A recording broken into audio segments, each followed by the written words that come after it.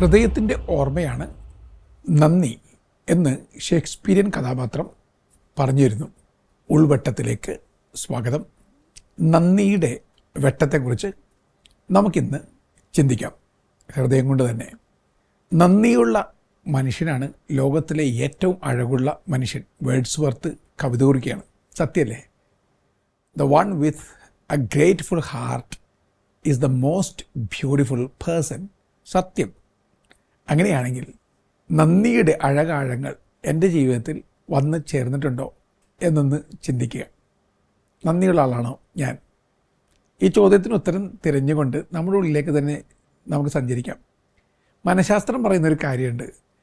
എന്തിനോടും ആരോടും നന്ദിയുള്ള മനുഷ്യർ എവിടെ ചെന്നാലും പ്രകാശം പരത്തുന്ന ആളുകളായി മാറും. അവർ വെട്ടമുള്ള മനുഷ്യരാണ്.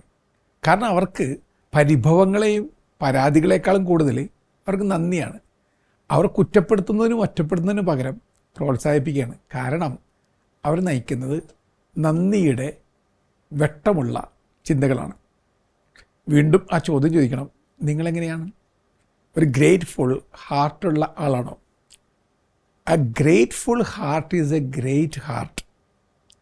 നല്ല നന്ദി നിറഞ്ഞ ഹൃദയമാണ് ഏറ്റവും നല്ല ഹൃദയം. അപ്പോൾ നിങ്ങളുടെ ഹൃദയം ഒരു ഗ്രേറ്റ് ഹാർട്ടായി മാറിയിട്ടുണ്ടെന്ന് നിങ്ങൾക്ക് തോന്നിയിട്ടുണ്ടോ? തോന്നിയിട്ടില്ലെങ്കിൽ ജീവിതത്തിലേക്കൊന്ന് യാത്ര നടത്തുക. ഒന്ന്, ഉണരുമ്പോൾ തന്നെ ആദ്യം ദൈവത്തിന് നന്ദി പറഞ്ഞ് തുടങ്ങുക. നന്ദിയോടുകൂടി ഒരു ദിവസത്തിൻ്റെ ദിശ തിരിക്കുക. നിങ്ങളെന്നെ കേട്ടുകൊണ്ടിരിക്കും, ഇത് നിസ്സാരമായിട്ട് തോന്നും. പക്ഷേ പ്രിയപ്പെട്ടവരെ, ആനന്ദത്തിൻ്റെ താക്കോലാണ് പ്രഭാതത്തിലെ നന്ദി പ്രകടനം.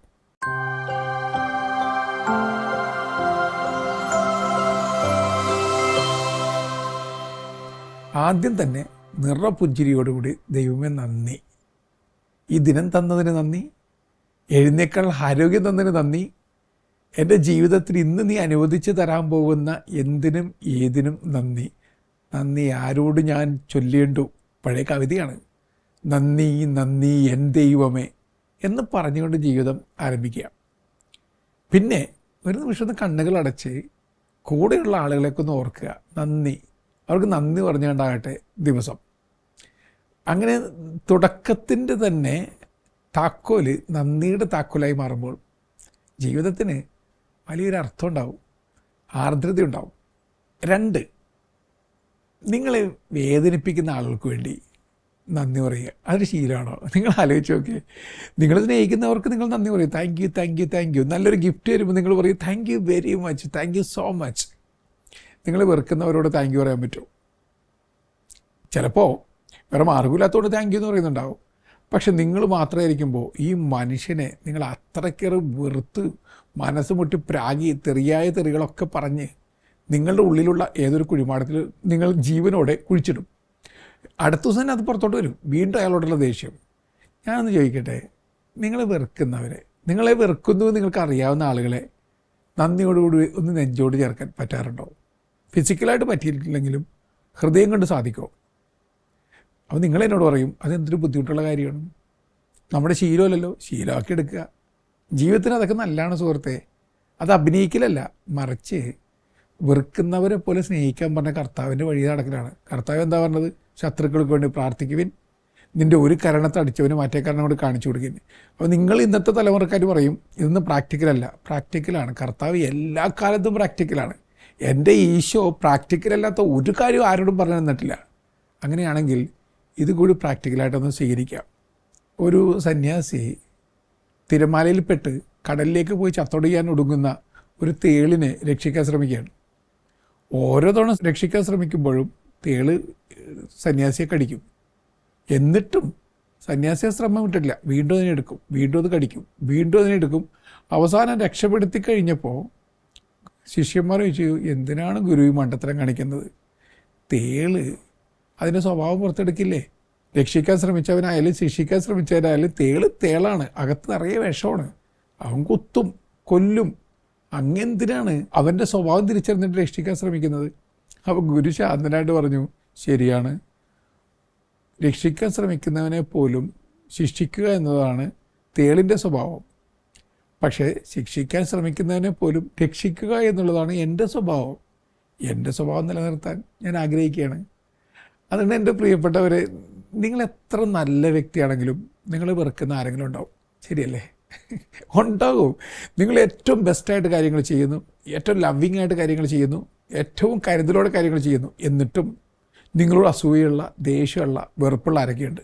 ഇപ്പം എന്ത് ചെയ്യും? അവരെക്കുറിച്ച് ഓർത്ത് ഒരുപാട് വിലപിച്ച് നടന്നിട്ട് കാര്യമില്ല. മനസ്സുകൊണ്ടെങ്കിലും അവർക്ക് നന്ദി പറയുക. കാരണം എന്താണെന്നറിയോ? അവർ നിങ്ങളെ ഇത്രയേറെ വെറുക്കുന്നത് കൊണ്ട് നിങ്ങൾക്ക് എവിടെയൊക്കെ ഒരു സ്ട്രെങ്ത് കിട്ടുന്നുണ്ട്. ഈ adversity is the touch stone of character എന്നാണ് പറയാറ്. അതായത് ക്ലേശകാലമാണ് ഒരാളുടെ സ്വഭാവത്തിന് ഉരകല്ല്.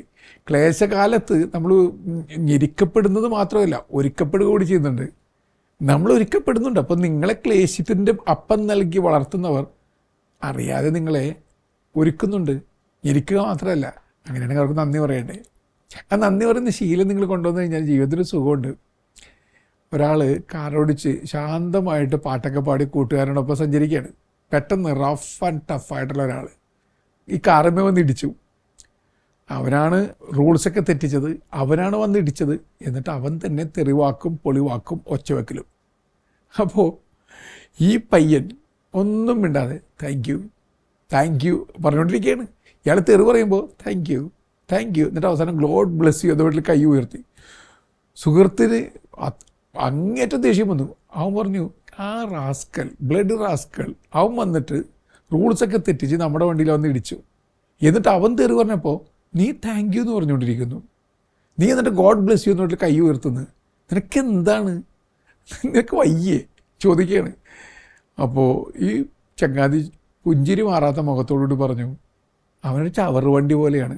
ഒരു ചവറ് വണ്ടി നമ്മളെ വന്ന് ഇടിക്കുമ്പോൾ ചവറ് നമ്മൾ സ്വീകരിക്കേണ്ട ആവശ്യമുണ്ടാ? ചവറിൻ്റെ പാട്ടിന് പോട്ടെ. ഈ ആറ്റിറ്റ്യൂഡ് നിങ്ങളൊന്ന് ധ്യാനിച്ചു നോക്കിയേ.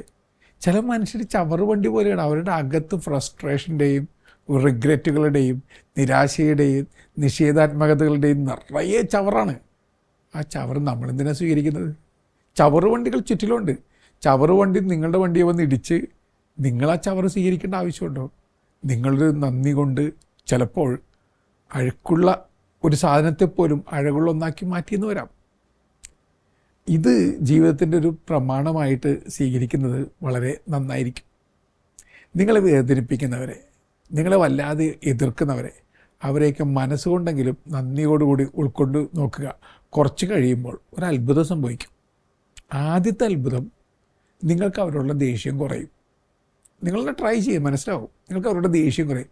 2, അറിയാതെ നിങ്ങളുടെ താങ്ക്സ്ഫുൾനെസ്സിൻ്റെ ആ വൈബ്രേഷൻ ദൈവം അവരുടെ ഹൃദയത്തിലേക്ക് കൊണ്ടുപോകും.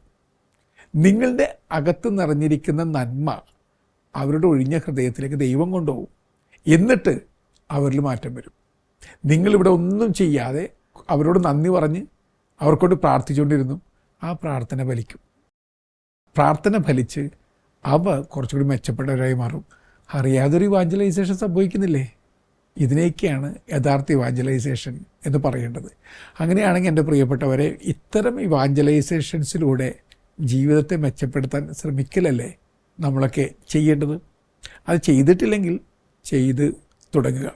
അടുത്തതായിട്ട്, സാധിക്കുന്ന സമയങ്ങളിലൊക്കെ നന്ദിയുടെ ധ്യാന പ്രാർത്ഥനകൾ നടത്തുക. നമ്മളുടെ വിശുദ്ധ ഗ്രന്ഥം ഒന്ന് തുറന്നു വെക്കുക. നന്ദിയുടെ എത്ര പ്രാർത്ഥനകളാണെന്ന് അറിയാം. നിങ്ങളുടെ ശരീരം മൊത്തത്തിലെടുത്ത് നന്ദി പറയാൻ പറ്റും. നന്ദിയുടെ ധ്യാനം നടത്തുക. ഈ ഹവായിയൻ ദ്വീപുകളിലെ വളരെ രസകരമായൊരു പരമ്പരാഗത ധ്യാന രീതിയുണ്ട്. 4 സ്റ്റേജാണ്. 1, കണ്ണടച്ചവരിയ്ക്കും, എന്നിട്ട് പറയും ഐ ആം സോറി. അതായത് എന്തെങ്കിലും തരത്തിൽ മോശമായി ചെയ്തിട്ടുണ്ടെങ്കിൽ, ആരെയെങ്കിലും മുറിപ്പെടുത്തിയിട്ടുണ്ടെങ്കിൽ സോറി. ദൈവത്തോട് സോറി, കൂടെയുള്ളവരോട് സോറി, ചുറ്റിലുള്ള എല്ലാ മനുഷ്യരോടും സോറി, പ്രപഞ്ചത്തോട് മൊത്തത്തിൽ സോറി. നല്ല തുടക്കമാണത്. ഈ സോറി പറഞ്ഞതിന് ശേഷം അടുത്ത സ്റ്റേജ്, ഫൊർഗീവ് മീ, എന്നോട് ക്ഷമിക്കുക. അതൊരു ഹൃദയവിശാലതയുടെ ആറ്റിറ്റ്യൂഡാണ്. Forgive me. ഞാൻ നിൻ്റെ ഹൃദയത്തിൽ മുറിവ് നൽകിയിട്ടുണ്ടാകാം. ദൈവമേ, നിൻ്റെ കൽപ്പനകൾ ഞാൻ ലംഘിച്ചിട്ടുണ്ടാകാം. നിൻ്റെ വഴികളിൽ നിന്ന് മാറി നടന്നിട്ടുണ്ടാകാം. ഞാൻ നിൻ്റെ വീട് വിട്ട് ദൂർത്തനായി പുറത്തോട്ട് വന്നിട്ടുണ്ടാകാം. സോറി. അതുപോലെ പ്രിയപ്പെട്ടവരുടെ ഹൃദയത്തിൽ മുറിവുകൾ നൽകിയിട്ടുണ്ടാകാം. ക്ഷമിക്കണം. ക്ഷമാർദ്രതയോടുകൂടി ഒരാളെ തന്നെ ദൈവത്തിന് സമർപ്പിക്കുകയാണ്. 3ാമത്തെ സ്റ്റേജിൽ ഐ ലവ് യു, ഞാൻ സ്നേഹിക്കുകയാണ്. അങ്ങനെ ആവർത്തിച്ച് നമ്മുടെ ഉള്ളിൽ പറയുമ്പോൾ ദൈവത്തോടുള്ള അകൽച്ചയും കുറയും, മനുഷ്യരോടുള്ള അകൽച്ചയും കുറയും, പ്രപഞ്ചത്തോടുള്ള അകൽച്ചയും കുറയും, മൊത്തത്തിൽ അടുപ്പങ്ങൾ കൂടും. ഇതൊരു ദൈവികമായൊരു പ്രോസസ്സാണെന്ന് ഓർക്കുക. 4ാമത്തെ സ്റ്റേജിൽ താങ്ക് യു. അവരിങ്ങനെ ആത്മാർത്ഥമായിട്ട് കണ്ണുകളടച്ച് നന്ദി പറയുകയാണ്. എന്തിനും ഏതിനും നന്ദി. കണ്ണീരിനും നന്ദി, പുഞ്ചിരിക്കും നന്ദി, വീഴ്ചയ്ക്കും നന്ദി, ഉയർച്ചയ്ക്കും നന്ദി, എന്തിനും ഏതിനും നന്ദി. ഇങ്ങനത്തെ ധ്യാനമൊക്കെ നമ്മുടെ ജീവിതത്തിലും കൊണ്ടുവരിക. അത് നമ്മുടെ ജീവിതത്തെ മാറ്റും. അടുത്തത് ഗ്രാറ്റിറ്റ്യൂഡ് ഡയറി. അതായത് നിങ്ങൾ എന്തെങ്കിലുമൊക്കെ ഡയറി കുറിപ്പുകളൊക്കെ എഴുതുന്ന ആളാണെങ്കിൽ ജീവിതത്തിൽ നന്ദി പറയേണ്ട ആളുകൾക്ക് ഒരു കോളം വെക്കുക. എല്ലാ ദിവസവും നിങ്ങൾ ഉറങ്ങുന്നതിന് മുമ്പ് അന്നത്തെ ദിവസം നടന്ന നല്ല കാര്യങ്ങളൊക്കെ നന്ദി പറയുക. അന്നത്തെ ദിവസം നടന്ന എല്ലാ കാര്യങ്ങളും നന്ദി പറയുക. കണ്ടുമുട്ടിയ വ്യക്തികൾക്ക് നന്ദി പറയുക. ഇനി നന്ദിയുടെ കുറിപ്പ് എഴുതാൻ നിങ്ങൾക്ക് ശീലമില്ലെങ്കിൽ, ഡയറി കുറിപ്പ് എഴുതുന്നില്ലെങ്കിൽ, ഉറങ്ങുന്നതിന് മുമ്പ് കണ്ണടച്ച് ഇന്നത്തെ എല്ലാ സംഭവങ്ങളും ഇവാലുവേറ്റ് ചെയ്യുക. ഭയങ്കര ജഡ്ജ്മെൻ്റലായിട്ടില്ല, വെറുതെ സിനിമ കാണുന്ന പോലെ കാണുക. ഓരോ വ്യക്തികളും വരുമ്പോൾ നന്ദി, ഓരോ സംഭവങ്ങളും കാണുമ്പോൾ നന്ദി. നിങ്ങൾ അങ്ങനെ ചെയ്യണമെങ്കിൽ നിങ്ങളുടെ ഉറക്കവും നന്നാവും, നിങ്ങളുടെ മനസ്സും നന്നാവും, നിങ്ങളുടെ ഹൃദയവും വിശാലമാവും. മൊത്തത്തിൽ ജീവിതത്തിൽ സുന്ദരമായ അവസ്ഥ വന്നു ചേരും. ഇനി ഭയങ്കര സങ്കടമൊക്കെ വരുമ്പോൾ ചെയ്യാവുന്നൊരു കാര്യമുണ്ട്. ഒന്ന് കണ്ണടയ്ക്കുക. കണ്ണടച്ചിട്ട് നിങ്ങൾക്ക് നന്ദി പറയാവുന്ന വിധത്തിൽ സന്തോഷം നൽകുന്ന ഏതെങ്കിലും കാര്യങ്ങൾ ഓർത്ത് നോക്കുക. ചില കുഞ്ഞുങ്ങളുടെ മുഖം ഓർത്ത് നോക്കുക, നിങ്ങളുടെ അപ്പൻ്റെ മുഖം ഓർത്ത് നോക്കുക, അമ്മയുടെ മുഖം ഓർത്ത് നോക്കുക, നിങ്ങൾക്ക് ചിറക് നൽകുന്ന ചില മാലാഖമാരുടെ മുഖം ഓർത്ത് നോക്കുക. അങ്ങനെ 1 മിനിറ്റ് നിങ്ങൾ ചെയ്യുകയാണെങ്കിൽ ദേഷ്യത്തിന് പകരം നന്ദി വരും, സമാധാനം വരും, ശാന്തത വരും. ജെറി അമൽദേവ് അതിസുന്ദരമായ പാട്ടുകളൊക്കെ ഒരുക്കിയിട്ടുള്ള വിദഗ്ധനായ സംഗീതജ്ഞനാണ്, പള്ളിപ്പാട്ടുകാരനാണ് അദ്ദേഹം. അദ്ദേഹത്തിൻ്റെ ഒരു പാട്ട് ഒരു കുടുംബത്തെ രക്ഷിച്ച കഥയുണ്ട്. അതായത് ഒരാൾ കടക്കെണി മൂലം ആത്മഹത്യ ചെയ്യാൻ തീരുമാനിച്ചുറച്ചു. ആത്മഹത്യ ചെയ്യാൻ തീരുമാനിച്ചുറച്ച ഇദ്ദേഹം ഭാര്യയും മക്കളെയും വീട്ടിലേക്ക് പറഞ്ഞു വിട്ടു. എന്നിട്ട് ഈ വാടക വീട്ടിൽ തൂങ്ങി മരിക്കാൻ വേണ്ടിയുള്ള എല്ലാ ഒരുക്കങ്ങളും നടത്തി. സിസ്റ്റമാറ്റിക്കായിട്ടാണ്. അയാൾ ഇങ്ങനെ മരിക്കുമ്പോൾ ഒരു സ്വരം പോലും പുറത്തു കേൾക്കാതിരിക്കാൻ വേണ്ടി റേഡിയോ വലിയ വോളിയത്തിൽ വെച്ചിട്ടുണ്ട്, FM റേഡിയോ. അപ്പോൾ പെട്ടെന്ന് ഇയാൾ കഴുമരത്തിലേക്ക് കഴുത്ത് ചേർക്കുന്ന സമയത്ത് ജെറിമാഷിൻ്റെ പാട്ടാണ് ഒഴുകി വന്നത്. ഇണയെവിടെ തുണയെവിടെ എന്ന് തുടങ്ങുന്ന പഴയ മഞ്ഞിൽ വിരിഞ്ഞ പൂക്കളിലെ പാട്ട്. ഇയാൾ ആ പാട്ടിന് കാതോർത്തു. പെട്ടെന്ന് അയാൾ ഓർത്തു, ജീവിതത്തിൽ ദൈവം തന്ന ഇണയായ ഭാര്യ ഇപ്പോൾ എവിടെയാണ്? ഞാൻ തുണയേകേണ്ട മക്കളിപ്പോൾ എവിടെയാണ്? അവരൊക്കെ എവിടെയൊക്കെയാണ്? അവരൊറ്റക്കാക്കിയിട്ട് ഞാൻ എന്ത് വിഡ്ഢിത്തമാണ് ചെയ്യുന്നത്? അയാൾ ജീവിതത്തിലേക്ക് തിരികെ വന്നു. ഇങ്ങനെയൊക്കെയാണ് ദൈവം ഇടപെടുന്നത്. അപ്പോൾ എങ്ങനെയൊക്കെ, എന്തിനൊക്കെ, ആർക്കൊക്കെ നന്ദി പറയേണ്ടി വരും? ആരോ എവിടെയോ ഇരുന്ന് തയ്യാറാക്കിയ ഒരു പാട്ട് ഒരാൾക്ക് ജീവിതമായിട്ട് മാറുകയാണ്. അയാൾക്ക് നന്ദി പറയണ്ടേ? ഇതുപോലെ ജീവിതത്തിൽ എന്തിനും കാര്യങ്ങൾ നന്ദി പറയേണ്ടി വരും. നിങ്ങൾ ഭക്ഷണം കഴിക്കാനിരിക്കുമ്പോൾ ഓർത്ത് നോക്കുക, നിങ്ങളുടെ മേശപ്പുറത്ത് വന്നിരിക്കുന്ന ഭക്ഷണം അത് പല ഫോമുകളിൽ എത്ര പേരുടെ കയ്യിലൂടെ കടന്നു പോയിട്ടുണ്ട്. ആരോ എവിടെയോ കൃഷിയിടങ്ങൾ ഒരുക്കി, ആരോ എവിടെയോ ഉൽപ്പാദിപ്പിച്ചെടുത്തു, മറ്റാരോ അത് മറ്റൊരു പരുവത്തിലാക്കി അവസാനം നിങ്ങളുടെ മേശപ്പുറത്ത് ഭക്ഷണമായി എത്തി. ആ ഭക്ഷണത്തിന് ദൈവത്തോട് നന്ദി പറയണം. അതിൻ്റെ പിന്നിൽ പ്രവർത്തിച്ച എത്രയോ കരങ്ങൾ, അവയ്ക്കൊക്കെ നന്ദി പറയണം. നന്ദി പറഞ്ഞ് തീർക്കാൻ ഈ ജന്മം പോരാ എന്ന് കവി എഴുതുന്നത് ആ അർത്ഥത്തിലാണ്. അങ്ങനെയാണെങ്കിൽ അങ്ങനെ ഒരു നന്ദിയുടെ ശീലം ജീവിതത്തിലേക്ക് കൊണ്ടുവരിക. ഇനി ഗ്രാറ്റിറ്റ്യൂഡ് വാക്ക് എന്ന് പറയുന്ന ഒരു നടത്ത രീതിയുണ്ട്. അതായത് നിങ്ങൾ നടക്കുമ്പോൾ ഓരോ ചുവടും നന്ദി പറയുക. ആദ്യം നിങ്ങൾ കാലെടുത്ത് വെക്കുന്ന ഈ ഭൂമിക്ക് തന്നെ നന്ദി പറയണം. പിന്നെ നടക്കാൻ നിങ്ങൾക്ക് പറ്റുന്നതിലുള്ള ആരോഗ്യത്തിന് നന്ദി പറയണം. ഇത് രണ്ടും തന്ന ദൈവത്തിന് നന്ദി പറയണം. നന്ദിയുടെ ഓർമ്മകളോടുകൂടി ഞാൻ ഇന്ന് നന്ദിയോടെ ഓർക്കേണ്ടവരെ ഓർത്തുകൊണ്ട് ഞാൻ നടക്കുന്നു. ഓരോ ചുവടിലും നന്ദി പറഞ്ഞുകൊണ്ടിരിക്കുക. നിങ്ങൾ എന്നോട് ഇങ്ങനെയൊക്കെ ചെയ്തു കഴിഞ്ഞാൽ എന്താ മാറ്റം? മാറ്റം നിസ്സാര മാറ്റമല്ല, നിങ്ങളുടെ മുഖത്തിന് തന്നെ ഒരു മാറ്റം വരും. ഈ ഹാർവാർഡ് യൂണിവേഴ്സിറ്റിയുടെ പഠനം പറയുന്നത് എന്താണ്? എപ്പോഴും ഗ്രേറ്റ്ഫുള്ളായിട്ടുള്ള ആളുകളുടെ BP വളരെ നോർമൽ അവസ്ഥയിലായിരിക്കും. അവരുടെ ബ്ലഡ് സർക്കുലേഷൻ വളരെ പുഴയൊഴുകുന്ന അനുഭവത്തിലായിരിക്കും. അവർക്ക് രോഗങ്ങൾ അധികരിക്കുന്ന അവസ്ഥകൾ കുറയും.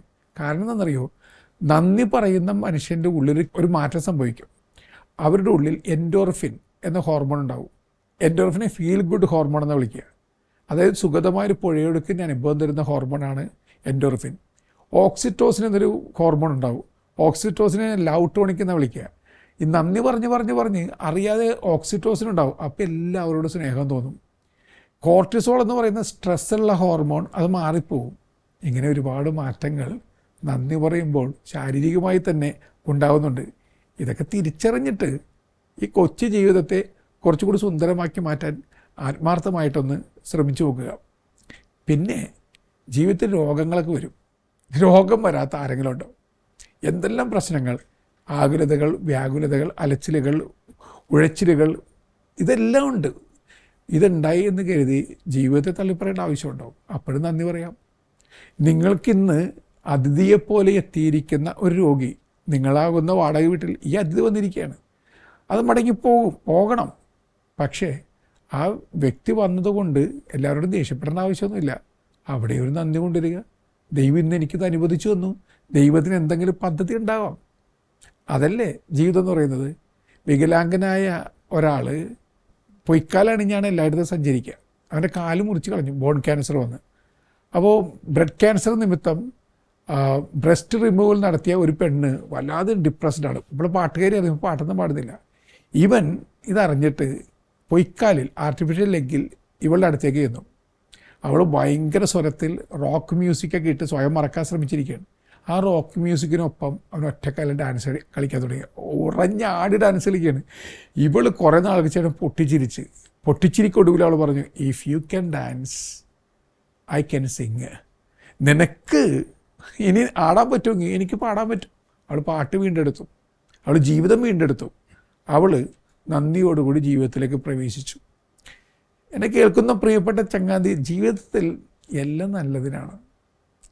ഏതും നന്മയാക്കി മാറ്റാൻ കഴിയുന്ന ദൈവം. അങ്ങനെയാണെങ്കിൽ നിങ്ങളുടെ കാഴ്ചകളിൽ പോലും നന്ദി കൊണ്ടുവരാൻ പറ്റും. ഈ ഭൂമിയുടെ മുറിവിലൂടെയാണ് പുഴ ഒഴുകുന്നത്. ഒരു മുളയുടെ മുറിവിലൂടെയാണ് പാട്ടൊഴുകിയെത്തുന്നത്. നിങ്ങളുടെ മുറിവിലൂടെയാണ് നിങ്ങളുടെ ഹൃദയം തിരുഹൃദയമായിട്ട് മാറുന്നത്. അങ്ങനെയാണെങ്കിൽ നന്ദിയല്ലേ മുറിവുകൾക്ക് നൽകേണ്ടത്? മുറിപ്പെടുത്തുന്നവർക്ക് നന്ദി പറയേണ്ടതല്ലേ? ഒരു ദിവസത്തിൽ 86,400 സെക്കൻഡുകളുണ്ട്. ഞാൻ ചോദിക്കട്ടെ സുഹൃത്തെ, ഈ സെക്കൻഡുകളിൽ ഏതെങ്കിലും ഒരു സെക്കൻഡെങ്കിലും നന്ദി എന്ന് പറയാൻ ഉപയോഗിച്ചിട്ടുണ്ടോ? എക്കാർട്ട് എന്ന ജർമ്മൻ മിസ്റ്റിക് പറയുന്നുണ്ട്, നിങ്ങൾ ഒരേ ഒരു പ്രാർത്ഥനയും നടത്തുന്നുള്ളെങ്കിൽ ആ പ്രാർത്ഥന നന്ദി ദൈവമേ എന്ന പ്രാർത്ഥനയായിരിക്കണം. അദ്ദേഹത്തിൻ്റെ ഒരു പ്രാർത്ഥനയുണ്ട്, ദൈവമേ ഇത്രയ്ക്ക് സുന്ദരങ്ങളായ ഈ ഗിഫ്റ്റുകളൊക്കെ തന്ന കൂട്ടത്തിൽ ഒരു ഗിഫ്റ്റ് കൂടി തരണം, നന്ദിയുള്ളൊരു ഹൃദയം. അതായിരിക്കണം അങ്ങ് തരുന്ന ഏറ്റവും വലിയ ഗിഫ്റ്റ്. ഷേക്സ്പിയറിൻ്റെ കഥാപാത്രങ്ങളിലൊന്ന് ഇങ്ങനെ പറയുന്നുണ്ട്, നന്ദി മറ്റെല്ലാ വാക്കുകളും നിശബ്ദമാണ്.